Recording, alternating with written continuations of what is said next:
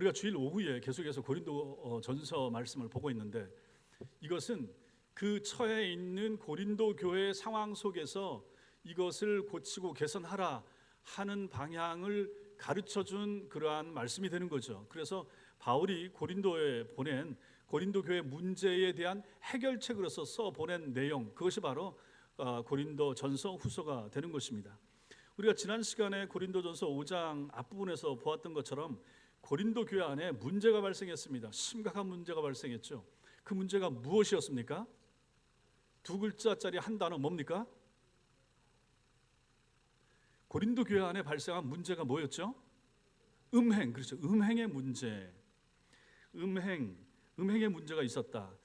그래서 심지어는 자기 계모 혹은 아버지의 또 다른 부인 첩과 그 아들이 그 계모를 취하는 일까지 있었다. 이거는 불신자들도 없는 일인데 심지어 교회 안에 이런 일들이 있었다. 이게 말이 될 법한 일이냐라고 하면서 기가 막혀 하면서 사도 바울이 써보낸 내용이 지난주에 보았던 그 8절까지의 내용이었던 것입니다.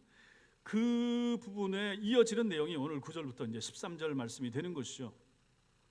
그래서 9절을 보시면 먼저 이제 이 내용은 음행하는 자들을 사귀지 말라라고 말한 것에 대한 의미를 이제 밝혀주는 것인데, 9절 보시면 내가 너에게 쓴 편지에 이렇게 말합니다. 그럼 이 편지는 이 고린도전서 말씀이 아니에요. 이거 말고 앞에 다른 글을 또 보냈어요. 그런데 이 편지는 없어졌어요. 그래서 이건 무슨 내용인지 무슨 편지인지 모르지만 그 내용 속에 이 내용이 있었다 하는 것이죠. 지금은 분실되고 없는 또 다른 편지 속에 썼던 내용이 뭐냐? 음행하는 자들을 사귀지 말라. 이 내용을 써서 보냈던 것이죠. 여기서 사귀지 말라라고 하는 것은 데살로니가 후서 3장 14절에 나오는 내용하고 같습니다. 말씀 보겠습니다. 시작. 누가 이 편지에 한 우리 말을 순종하지 아니하거든 그 사람을 지목하여 사귀지 말라.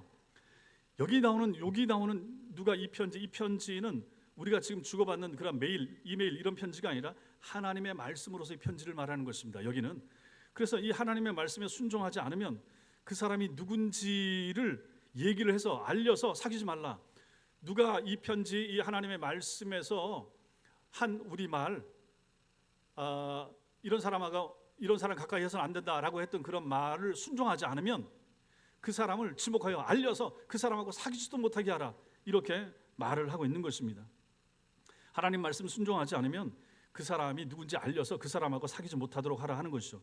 여기 사귀다라고 하는 것은 친밀한 관계를 유지하다는 뜻입니다. 그래서 하나님의 말씀 순종 안 하는 사람이 있느냐? 교인들 가운데 한 번, 두 번, 세 번 얘기했는데 안 듣느냐? 그럼 그 사람 사귀지 말라, 가까이 하지 말라, 이렇게까지 말하는 것입니다. 그런데 문제는 고린도 교회 교인들이 지금 9절에 보면 너희에게 쓴 편지에 먼저 보낸 편지, 없어진 편지, 우리가 모르는 편지가 있었어요. 여기에 바울이 뭐라고 썼는가? 음행하는 자들을 사귀지 말라, 이렇게 써서 보냈어요. 그랬더니 이걸 오해한 사람들이 있는 거예요. 아하, 그러면 아예 이런 사람들 가까이 하지도 말라는 건가 보다, 이렇게 오해하는 사람들이 있는데 그게 아니라라고 밝히는 내용이 10절입니다. 이 말은 이 세상에 음행하는 자들이나 탐하는 자들이나 속여 빼앗는 자들이나 우상 숭배하는 자들을 도무지 사귀지 말라 하는 것이 아니니 만일 그렇게 하려 그러면 너희가 세상 밖으로 나가야 할 것이니라, 이렇게 이제 말을 해주고 있는 것입니다. 그러니까 하나님 말씀대로 안 사는 사람들은 절대 가까이 하지 말고 사귀지 말고 그래라. 만약 이렇게 말했다 그러면 우리 밖에 나가면 우리 주변에 만나는 사람들 가운데 죄 안 짓고 이렇게 살아가는 사람들이 얼마나 되겠습니까? 그럼 우리가 어떻게 살겠습니까? 그럴 바에 아예 산속에 들어가서 기도원이나 수도원 속에 들어가서 그냥 우리끼리 믿음 생활을 하면 죄도 안 짓고 좋을 거 아닙니까? 그 내용을 여기서 말을 하고 있는 것입니다. 그래서 10절에 보면 이런 사람들을 도무지 사귀지 말라, 음행하는 사람을 도무지 사귀지 말라라는 것으로 오해를 한 거예요. 그 오해를 풀어주는 거죠. 그래서 사도 바울이 이걸 바로 잡아줍니다. 10절에서 말하는 여기 나오는 사람들과 11절에 보면 어떤 형제하고 나오죠. 어떤 형제, 이 사람을 구별하는 것입니다. 그럼 10절에 나오는 사람들, 이 세상에 음행하는 자들이나 하고 나오는 사람들, 이 세상에 속한 사람들, 이들은 누굽니까? 그냥 일반 사람들이에요. 일반 성도들, 일반 불신자들, 예수 안 믿는 사람들, 이 사람들을 말하는 거죠. 이 세상에 속하여 음행하고 탐하고 속여 남의 것을 빼앗고 우상 숭배하면서 살아가는 사람들, 이런 사람들을 그 신학적인 용어로 자연인 이렇게 말합니다. 그러니까 우리가 자연인 하면 산속에 들어가서 사는 사람을 자연인이라고 말하는데, 그러한 자연인 말고 여기 나오는 자연인은 중생인, 구속인, 거듭난 사람 말고 그냥 자연적으로 하나님 없이 예수 안 믿고 신앙생활하면서 살아가는 사람을 자연인 이렇게 말합니다. 이 세상 사람들은 다 이렇게 살죠. 자기 하고 싶은 거 하고 이렇게 산다는 얘기입니다. 이런 사람들하고 만나지도 말고 사귀지도 말라. 아니 그럼 우리가 전도를 누구를 합니까? 만약 그렇다 그러면, 그러니까 일반 자연인, 일반 하나님 없이 살아가는 사람들, 아유 저 사람 죄죠. 아유 저 사람들 이런 죄가 있고 음행의 죄가 있어, 뭐가 있어, 뭐 가까이 하면 안 돼. 그러면 우리가 우리 예수 믿는 사람들끼리만 모여서 살아야지 어떻게 그렇게 살겠습니까? 그런 내용이 아니라 이 말을 바울이 하는 거예요. 그렇게 살려면 너희가 세상 밖으로 나가야 된다. 이 말이 그런 것이죠. 우리 기독교는 그런 종교가 아닙니다.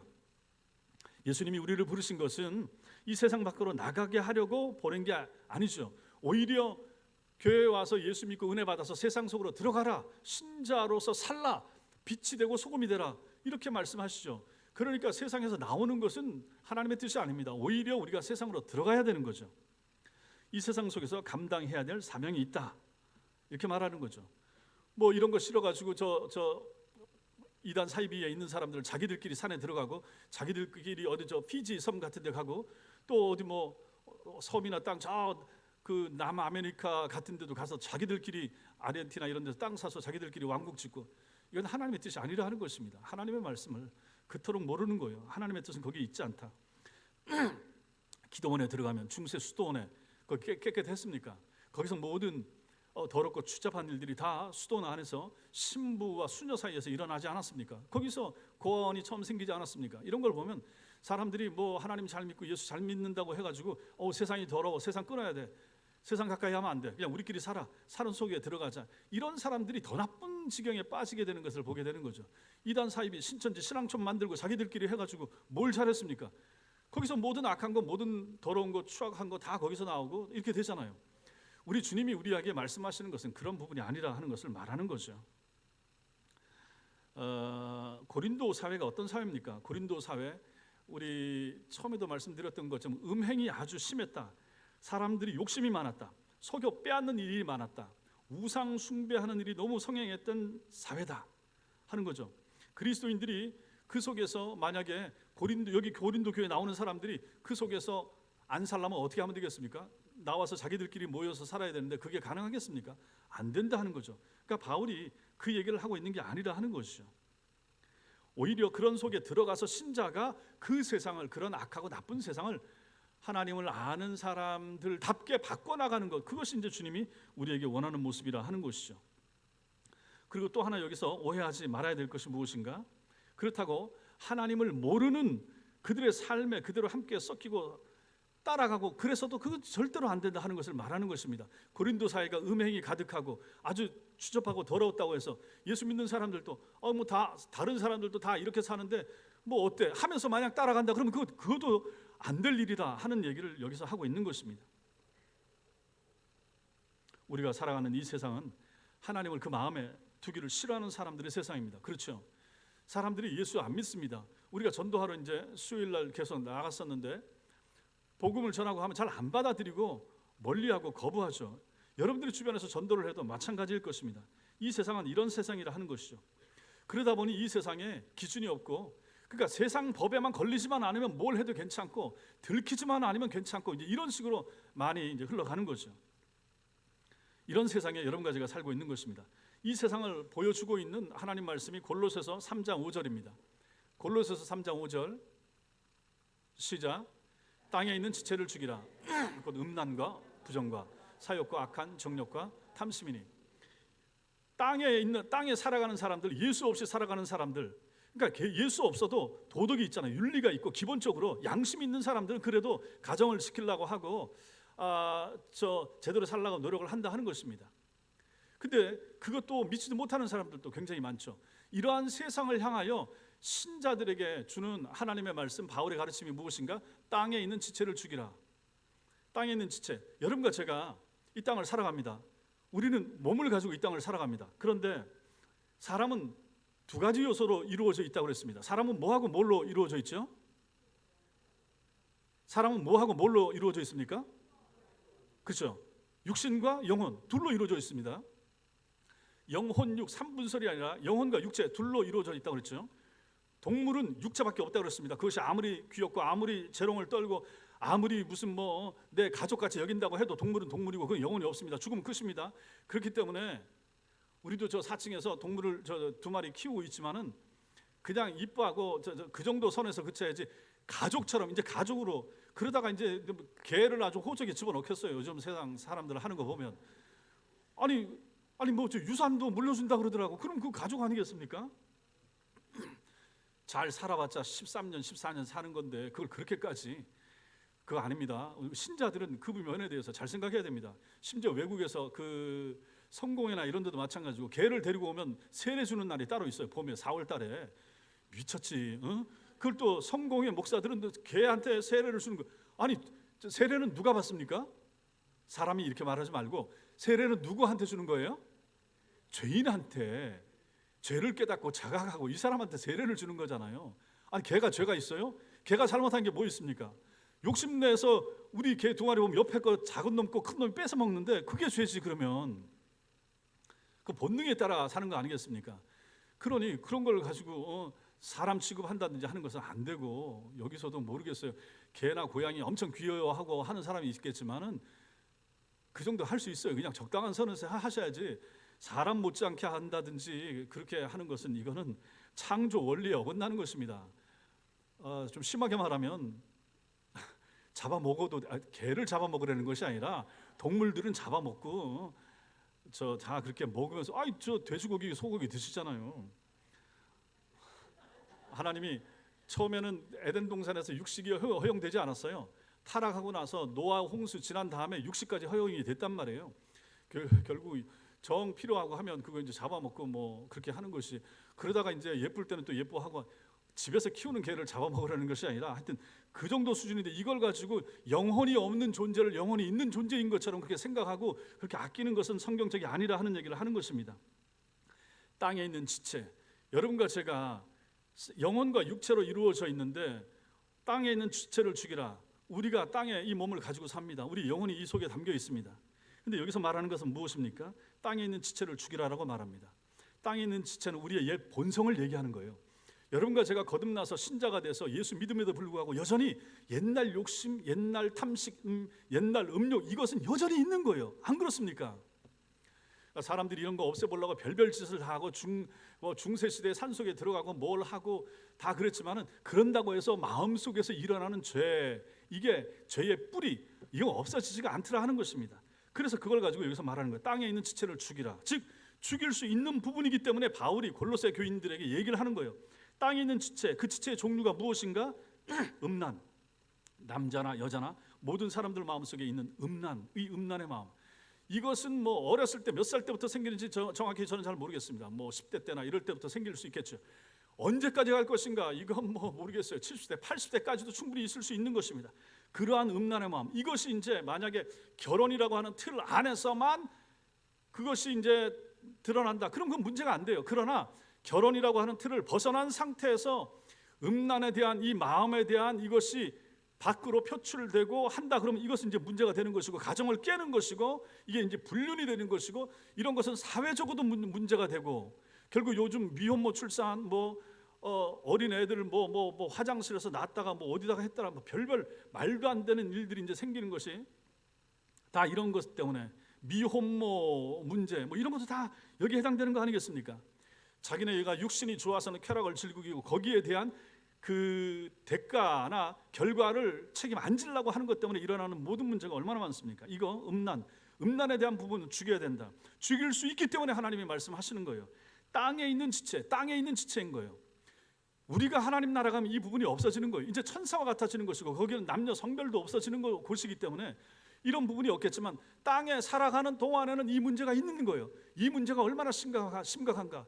이것 때문에 미투 문제가 얼마나 시끄럽고 지금도 계속되고 있으며, 뭐 황의조 선수가 뭐 어떻게 했네, 뭐 동영상을 찍었네. 근데 또 뉴스 나오는 것들이 여기서 벗어나는 문제가 몇 개나 되겠습니까? 우리의 젊은 아이들이 이러한 세상 속에 살아간다는 거죠. 우리 애들이 자라가는 세상이 점점 성에 대한 개방화, 퀴어 축제를 하고 며칠 전에 했죠. 서울에서 그거 하고 또 뭐 사진, 저 무지개 사진 찍어서 올리고, 이제 그러한 세상 가운데서 결국은 인간의 육체를 기쁘게 하기 위해서 최고의 기쁨으로 추구하는 쪽이 바로 동성애까지 가는 거 아니겠습니까? 여기서 더 큰 쾌락을 추구하기 위해서 마약이라든지 지금 뭐 펜타닐 이런 게 유행하고, 이 값이 많이 싸져가지고 청소년들도 이제 쉽게 뭐 몇천 원, 몇만 원이면 구할 수 있다 그러니까 정말 세상이 점점 진짜 말세로 향해 가는 거죠. 여러분들이 뉴스 보시는 분들 중에 저 미국의 필라델피아의 거기 어느 지역에 펜타닐 중독된 사람들 그 좀비처럼 몸 구부리고 있고 하는 거 그거 보셨습니까? 뇌 기능을 딱 고정을 시켜가지고 그냥 그렇게 움직이지 못하게 만들기도 하고, 그 마약이 그렇게 이제 무섭게 이제 가는데 점점 이제 마약 우리나라 마약 청정국에서 지금 뭐 벗어났다 이런 얘기도 들리고, 그게 다 무엇인가? 우리의 음란, 우리의 이런 마음을 더 기쁘게, 더 즐겁게, 몸의 쾌락과 즐거움을 최대화하기 위해서 인간은 온갖 도구와 이런 방법들을 다 생각해내는데, 이것을 성경은 죽이라. 신자가 만약 이런 데 빠진다, 신앙생활을 못합니다. 엉망이 됩니다. 목사도 마찬가지고 장로나 권사는 누구도 마찬가지입니다. 음란이나 음행 가지고 가정이 깨지는 경우가 얼마나 많은가. 교회 안에서도 마찬가지인 거죠. 교회 안에도 이런 일이 일어나는 것입니다. 이걸 죽여야 된다는 거죠. 죽일 수 있고 죽여야만 되고, 죽이지 않으면 이것이 나를 삼키고 이것이 우리 가정을 깨고 우리 애들에게 큰 상처를 주기 때문에 절대로 이래서는 안 된다는 것이죠. 땅에 있는 지체를 죽이라. 여러분과 저는 죽일 수 있어야 되고 죽여야만 되는 것입니다. 부정, 이런 잘못된 생각들, 또 사역, 개인적인 욕심들, 악한 정욕, 탐심, 과도하게 더 가지려고 하는 것, 물질에 대한 욕심, 몇십억 대의 재산이 있어도 그걸 더 불려서 몇백억 대로 만들고 싶어하고, 이러한 욕심들, 뭘 더 가지고 있음에도 불구하고 더 많이 챙겨서 가져서 자기 자손 대대로 물려지고 싶어하는 마음들, 이게 탐심입니다. 여기 정욕과 탐심이니 그때 탐심은 우상 숭배니라 말씀까지 뒤에 나오는 거예요. 우리가 돈을 너무 사랑하는 것, 뭐 부동산을 해서 뭐 돈을 많이 더 벌려고 하는 그런 마음들, 과도하게 이런 추구하는 거, 이게 우상 숭배입니다. 이게 우상인 거예요. 물질이 우상인 거예요. 돈이 우상인 거예요. 이걸 어떻게 해야 됩니까? 죽여야 돼요. 이 지체. 우리는 끊임없이, 제게도 마찬가지입니다. 여러분도 마찬가지입니다. 우리가 정신 차려서 하나님 말씀에 의지하여 나 자신을 치고 말씀으로 죽이려고 하지 않으면 우리 마음속에서 끊임없이 일어나는 거, 음란, 부정, 사욕, 악한 정욕, 탐심, 끊임없이 일어나는 거, 여기 예외 없습니다. 누구라도 예외 없어요. 우리 남편 괜찮아요? 우리 아내 괜찮아요? 우리 딸들 착해요? 우리 아들 괜찮아요? 누가 괜찮다고 말합니까? 누가 보장해 줍니까? 그러다가 문제 생기고, 그러다가 결국은 우리 애는 착한데 친구 잘못 만나서 우리 애 때문에 그 친구가 망쳤다고 생각 안 하십니까? 이거 죽여야 됩니다. 끊임없이 죽여야 됩니다. 교회는 이걸 가르쳐 주는 곳입니다. 땅에 있는 부적절한 잘못된 생각들을 죽이도록 하나님의 말씀이 명하고, 성령이 가르치고 성령의 은혜를 받아야 땅에 있는 지체를 죽일 수가 있다 하는 것입니다. 성도 여러분, 잘 생각하십시오. 가정도 마찬가지고 우리의 자녀들 앞날도 마찬가지고, 이거 온전하게 지키려고 하면 말씀 따라 살아야 됩니다. 노력해야 됩니다. 우리 눈에 보이는 거, 귀에 들리는 거, 영화관, 드라마, 오만 점점 그 타락의 방향으로 가는 그런 것들이 얼마나 많습니까? 너무 많이 노출되면 어떻게 됩니까? 이제 그게 그냥 일상화되는 거예요. 그러려니 하고, 이제 동성애 코드 영화가 많이 나오더니 이제 그것이 이제 드라마 안에도 들어오고, 이렇게 되면 저럴 수 있나 보다. 저렇게 되면 이제 나중에 퀴어 축제, 이제 뭐 지금 보수 정권이니까 못하게 하지만 다음 정권 되면 또 이제 풀어주고, 뭐 그러지 말라는 보장이 있습니까?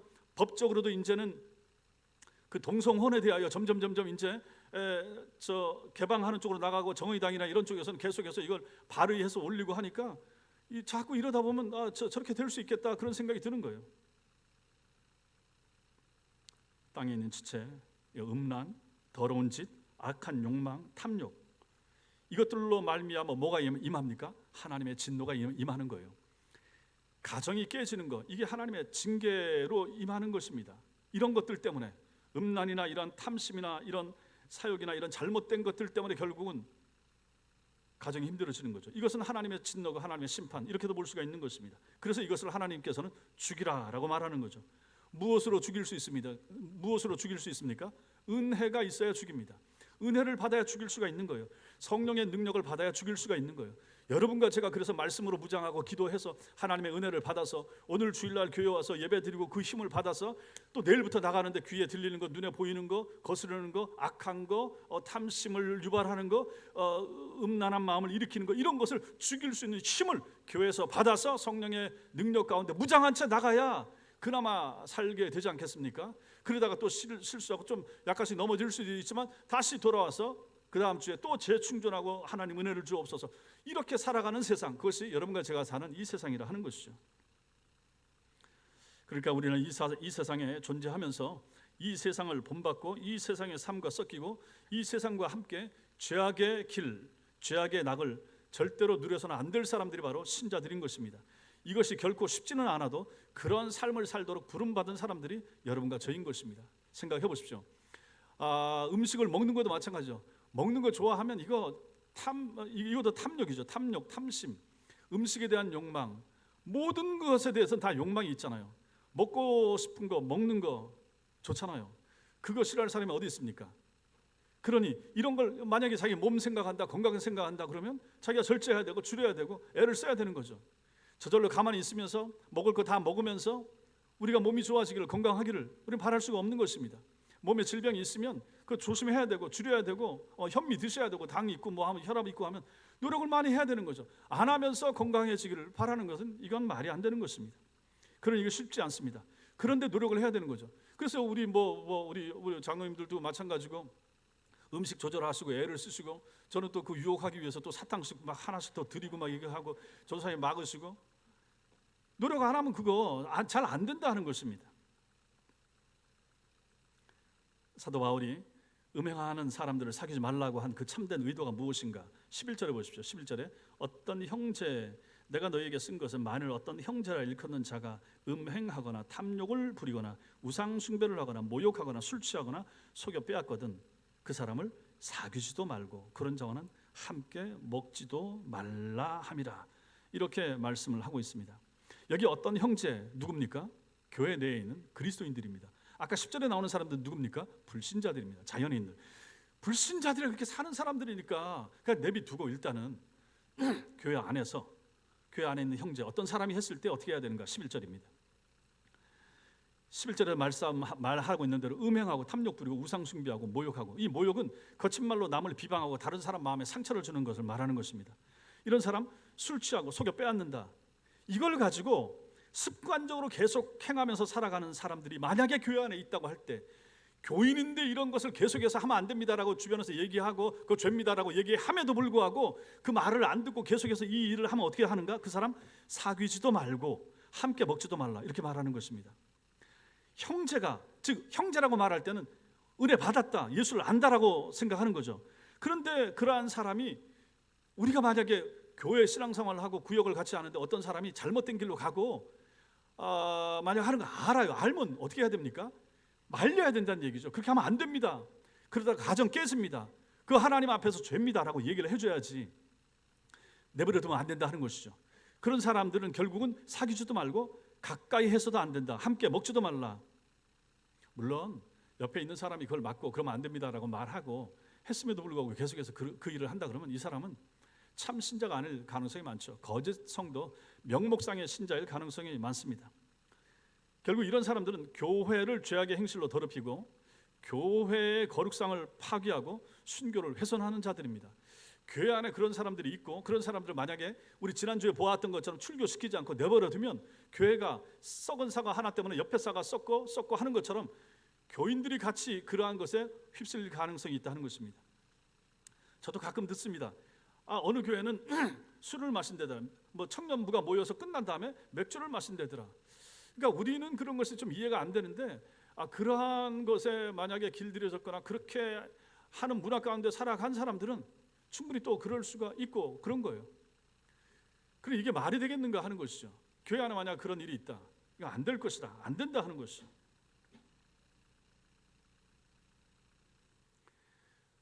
교회가 힘들어지고 어려워지고 하는 문제들은 이제 이런 것들에서 얼마나 많이 나오는 것인가 하는 것이죠. 그런 사람들은 제해야 된다. 사귀지도 말고 함께 먹지도 말아야 된다.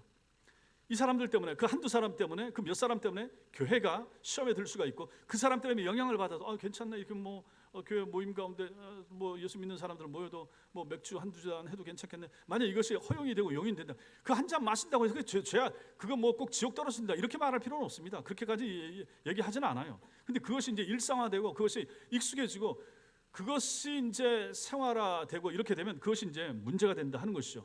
거룩한 성도의 삶에 있어서 우리 몸이 성전인데 성전을 가지고 잘못 활용하는 것이 되기 때문에 그것을 그 사람을 용납하고 내버려두면 안 된다. 함께 오염되고 함께 더러워질 수가 있다. 교회는 그런 것이 아니라는 거죠. 교회가, 제가 계속해서 강조하면서 교회가 가장 기본이, 교회는 무엇이 교회라고 말씀을 드렸습니까? 교회가 뭡니까? 교회는 사람이 교회라고 그랬습니다. 부름받아 모인 사람들의 무리, 이것이 바로 교회라고 그랬어요. 사람이 교회예요. 건물은 예배당, 교회당이라고 그랬습니다. 내가 교회인데 교회인 내가 깨끗해지기 위해서 내 속에 더럽고 추악한 거 눈으로, 귀로, 입으로, 마음으로 다 마찬가지예요. 넣지 말아야 되는 거죠. 이거를 걸러내야 되는 거죠. 근데 옆 사람이 누가 한다, 형제 중에 누군가 한다, 가만히 내버려두면 안 된다 하는 것이죠. 여러분들이 안다고 하면 혹시라도 말려야 되는 거죠. 한 사람 두 사람 말리고, 만약 안 되면 목사한테 얘기하고, 그럼 목사가 찾아서 또 권면해서 그러지 않도록 하고, 이렇게 했음에도 불구하고 안 된다 그러면 여기 있는 것처럼 사귀지도 말고 함께 먹지도 말고 교제도 끊고 이렇게 해야 된다 하는 것입니다. 이렇게 되니까, 이렇게 가르치니까 어떻게 됩니까? 예수 잘 믿고 신앙생활 잘하는 사람, 밖에 있는 예수 안 믿는 뭐 술 마시기가 노는 거 좋아하고 하는 사람들하고 실제로 친하고 좋은 친구가 되기 어렵잖아요. 그런 모임에 같이 가기도 어렵고 갈 시간도 잘 없고 주일날 교회를 와야 되고 만나서 얘기를 하면 그 커뮤니케이션이 잘 안 되잖아요. 정서가 잘 통하지가 않고 교회 얘기할 수가 없고, 저 사람 교회 너무 싫어하니까 내가 얘기하면 안 들으려고 그러고, 저 사람 얘기하면 나는 어느 정도 뭐 저 비유 맞춰주고 이렇게 할 수 있지만 나도 크게 기쁘지는 않고, 그렇다 보니까 깊은 이 친분 관계로 맺어지기 어려운 것입니다. 본성이 달라진 거예요. 신자들이, 예수 믿게 된 사람들이. 그러니 믿지 않는 자와 불신자와 멍에를 매지 말라고 한 것이, 사업할 때도 동업하는 것도 마찬가지고, 특히 중요한 것은 결혼하는 데 있어서 불신자와의 결혼을 성경이 그토록 금지하는 이유가 거기에 있는 것입니다. 영적인 차원이 달라진 거예요. 예수 믿고 신자가 되어서 하늘에 속한 사람으로 살아가는 사람이 불신자고 땅에 속하여 육체대로 살고자 하는 사람과 어찌 한 가정을 이루어 살 수 있겠는가 하는 것이 성경의 가르침 아니겠습니까? 안 맞는 거예요. 코드가 안 맞는 거예요. 교회 얘기하려고 하면 들어줍니까? 세상 얘기하고 어디 놀러 갑시다, 일요일 날 뭐 갑시다 라고 하면 나는 교회 가고 싶은데 됩니까? 여기서 이제 충돌과 갈등이 생기는 거죠. 두 번째로, 그러면 이런 사람들을 교회는 어떻게 조치할 것인가? 어떻게 조치할 것인가? 교회는 어떤 사람이, 교회 나오는 어떤 사람이 형제라고 하면서 만약에 음행하는 것을 알게 될 때, 탐욕을 부리는 것을 알게 될 때, 우상 숭배하는 것과 같은 악한 행동하는 것을 알게 될 때 어떻게 할 것인가? 말씀드려야죠. 12절에 나오는 것은, 밖에 있는 사람들을 판단하는 것은, 12절 같이 읽겠습니다. 12절 시작. 밖에 있는 사람들을,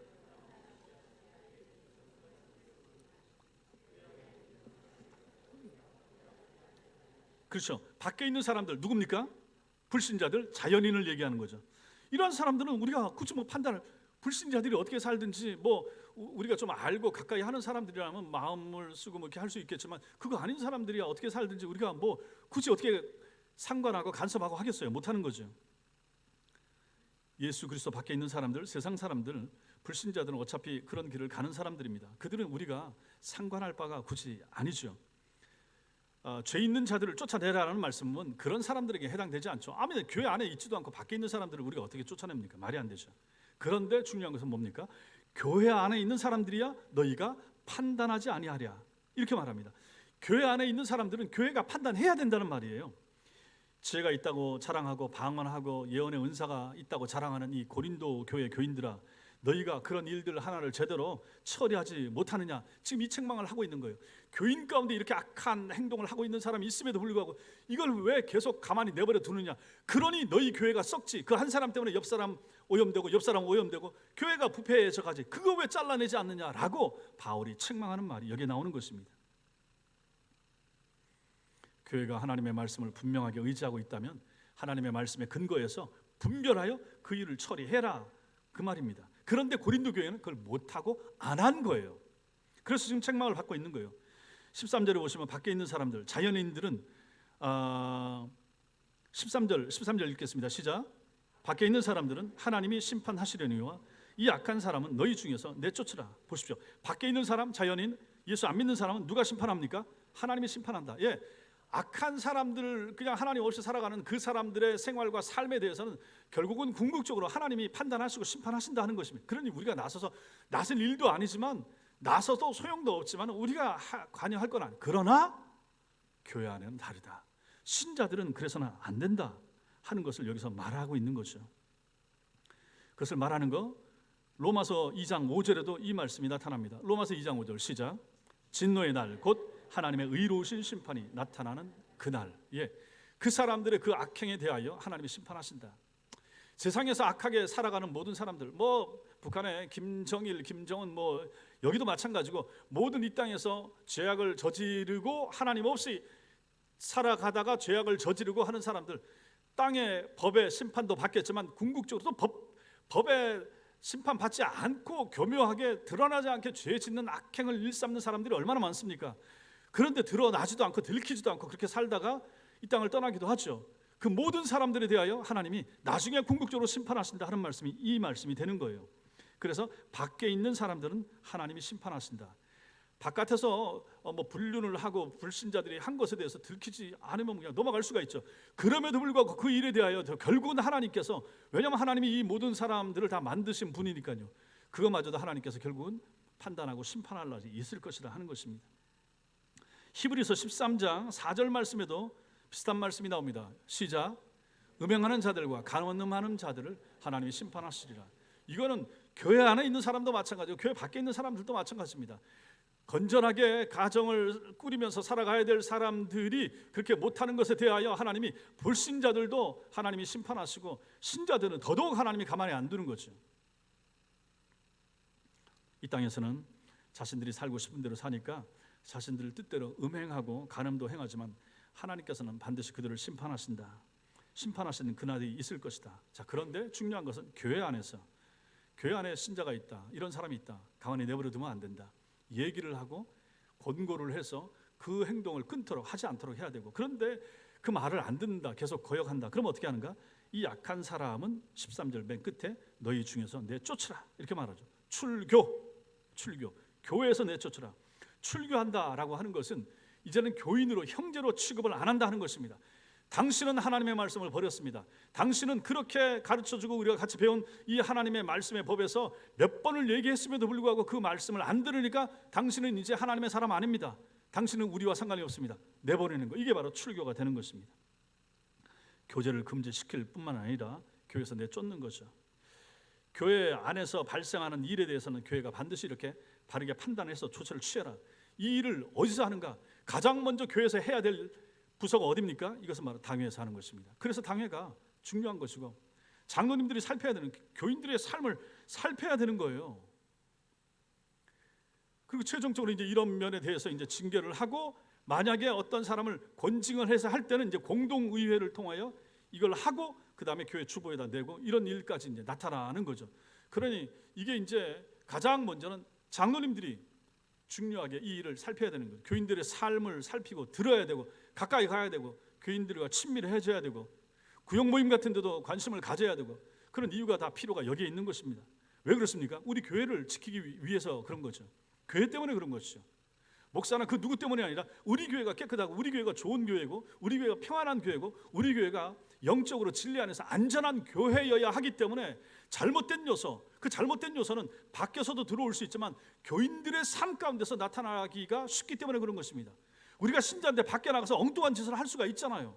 우리가 예수 믿음에도 불구하고 밖에 나가서 합당하지 않은 그러한 주님이 금하신 얘기, 십계명에 나오는 그런 10가지 조항들에 걸리는 행동들을 충분히 할 수가 있단 말입니다. 그러니 그것을 막아내기 위해서는 교회가 이 일을 해야 되고, 이 걸르는 작업을 맨 앞에서 해야 될 분들, 그분들이 바로 교역자와 당회에서 이 일을 해야 된다 하는 것입니다.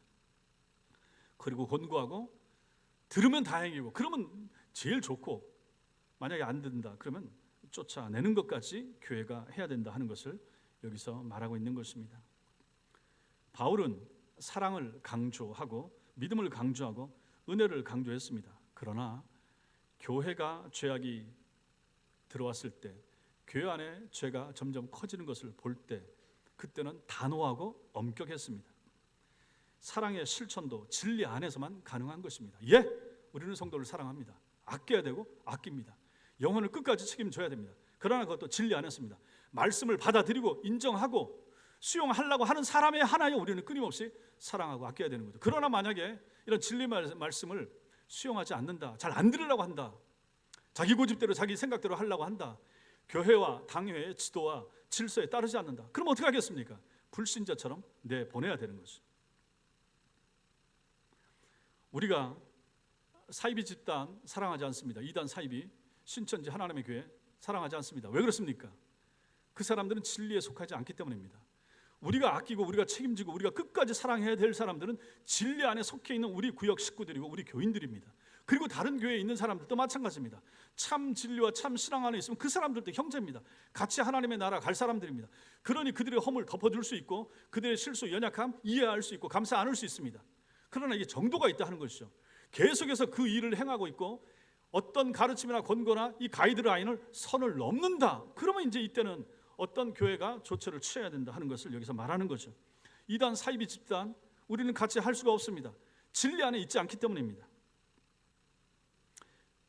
데살로니가전서 5장 22절은 악은 어떤 모양이라도 버리라 이렇게 말합니다. 악은 어떤 모양이라도 버려야 됩니다. 비슷해 보이는 모양, 죄가 될 것 같아 가까이 하지 말아야 됩니다. 가지 말아야 됩니다. 세상에서 잘못된 길로 간다라고 말하는 것을 만약에 있다 그러면 우리 누구도 마찬가지입니다. 우리 저 젊은이들도 마찬가지고, 저기 가면 죄를 질 수가 있다, 죄된 요소가 있다, 저 안에 가면 사람들이 죄를 짓는다라고 하면 그 속에 들어가지 않아야 됩니다. 들어가지 말아야 됩니다. 보고 싶어 하지도 말아야 됩니다. 호기심도 가지지 말아야 되는 것이죠. 그런 것을 성경이 말을 하고 있다. 악은 어떤 모양이라도 버리라. 교회는 하나님의 거룩하신 것처럼 거룩한 공동체가 되어야 됩니다. 우리 교회도 마찬가지입니다. 어떤 교회가 좋은 교회겠습니까? 주님 닮은 사람들이 많은 교회가 좋은 교회가 되겠죠. 그렇게 하기 위해서 여러분과 저는 말씀을 듣고 말씀을 배웁니다. 오늘 이렇게 말씀을 배웠으면 내가 깨끗해져야 됩니다. 우리가 정결해지기 위해서 애를 써야 됩니다. 그리고 우리 지체 속에 있는, 땅에 있는 지체를 죽이기 위하여 죄된 요소, 욕심 부리고 하나님 앞에 합당하지 않은 마음들이 일어나고 뭐 이런 것들이 일어나려고 할 때 끊임없이 싹을 잘라야 됩니다. 끊임없이 발로 밟고 싹을 잘라야 됩니다. 그래야 우리가 경건한 하나님의 백성으로 살아갈 수가 있습니다. 그것을 잘 못했던 교회, 그 교회가 바로 고린도 교회였습니다. 그래서 고린도 교회가 이렇게 문제가 많았고 결국은 그 이후에 그 교회가 흔적도 없이 사라지고 말았다 하는 것입니다. 여러분과 제가 하나님 앞에서 정결한 성도의 삶을 살기 위해서 날마다 애를 쓰고 힘쓰고 노력하는 그러한 은혜가 여러분과 저에게 있기를 주님의 이름으로 축원합니다.